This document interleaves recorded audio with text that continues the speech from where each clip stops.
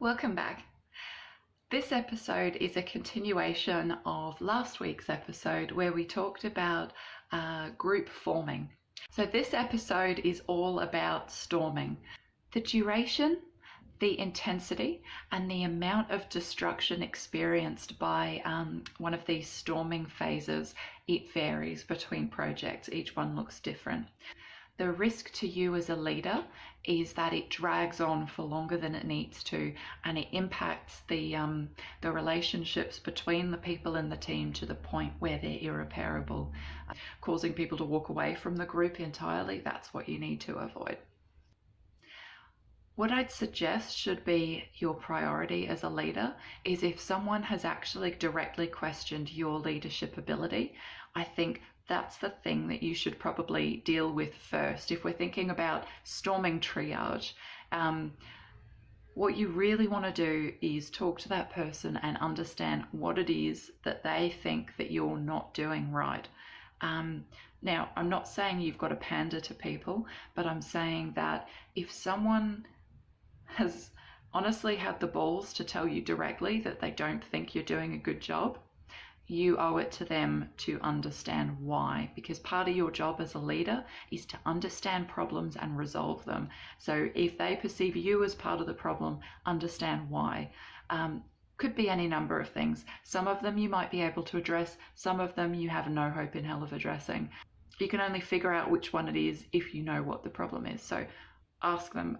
Don't be confronting, just say, it's a legitimate concern, tell me more about it. I'll figure out what I can do to fix it. And then once you understand what the problem is, I really do think that it's your responsibility to try and address as much of it as you reasonably can, while still performing your role as leader, and also sticking to your own personal philosophies. You wouldn't want to compromise your own ethics in order to meet someone else's opinion of what they think a leader should be. If you think you're doing the right thing and you think that you're adhering to your ethical code, you think that you're doing what you need to do to ensure that there's quality on the project. Look, I think there's definitely a case where you can go back to them and say, I had to think about what you did. I've made these changes, 1, 2, and 3. But this thing, look, I really don't think that it's the right move for me at this time to make that change. So I've taken your comment on board, but this is the thing that we'll have to compromise on. Without going into specific details, I think that that's a legitimate approach. So see if you can apply that next time you come along. See how you go. Let me know. If you think the advice is rubbish, fine, put it in a comment, and I will learn from your experience. If people are having technical disagreements, I think your role as leader is really to make sure that both of them get a chance to explain their perspective, explain why they think the other person's perspective isn't correct or won't achieve the team's outcomes. And then, look, if you've got to go to a specialist outside of the team to resolve this, I think that's a legitimate course of action to make sure that you do get the right answer, because, you've got these people in your team for a reason. They're invested in getting the right outcome. If they fundamentally disagree on what the right outcome is, and neither of them is willing to accept the other one's solution, I think you really do have to elevate it to get a solution, because you're not, if you keep people butting heads for weeks and weeks, you're not going to end up in a better place. If you do go external, that they both have a role in writing the scope for that external person, and therefore that, and even signing off on who that expert is that you get on, so that when you get the outcomes back from that independent party, both teams are willing to accept their recommendation, regardless of whether it goes their way or the other person's way. Now, personality clashes, it's an unfortunate fact of life is that not everyone is professional all the time. I think one thing you can do is to set ground rules for behavior of the team, particularly for the team when you're in the room. Because when you're in the room, you can police those behaviors to a degree. So what I mean by setting ground rules is saying things like,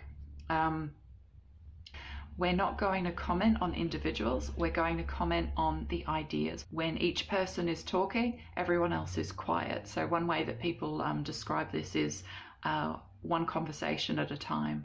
You can set certain rules and expectations on how you want the team to behave to try and rein in some of that antisocial behavior that you might see during a storming stage.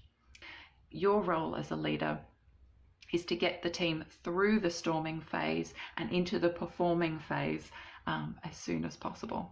It might take a bit of work. It's not easy.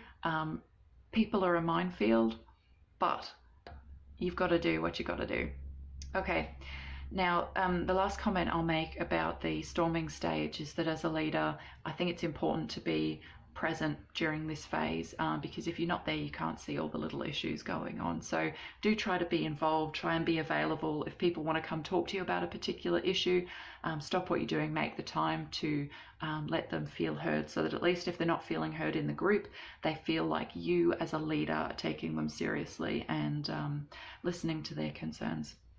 Okay, that's all for now. I hope that gives you a different perspective on the storming stage of group work. You might not be leading teams right now, but if you're working in a team, definitely keep an eye out for it. Watch what your leaders in your organization do. Remember that everyone is a leader, so consider what you can do to get the team through the storming phase as well. Maybe help your project manager. Subscribe to my channel so that you can see when the next episode on team performing comes out. Other than that, good luck and thanks for watching Leader Logic.